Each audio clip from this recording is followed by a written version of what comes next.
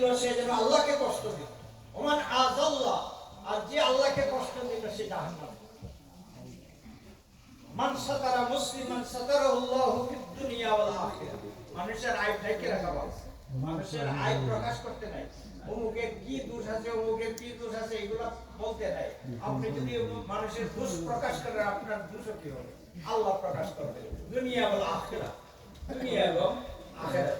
সম্মানিত মুসলিম নেতারা, যাই হোক, যে এই ওলিয়াল্লাহদের ইসলামের সব মাহফিল এগুলা করার উদ্দেশ্য হইল এর থেকে আমরা কিছু সম্রাট, কিছু ফল ভোগ আমাদের জীবনের পাথর হিসাবে আমরা যেন আমাদের সামনের দিনগুলা যেন ক্লিন হয়, পরিষ্কার হয়, শয়তানের ধোঁকা থেকে যেন আমরা বাঁচতে পারি, এই জিনিসটা আমাদের মধ্যে আনার জন্য আমাদের এই প্র্যাকটিস,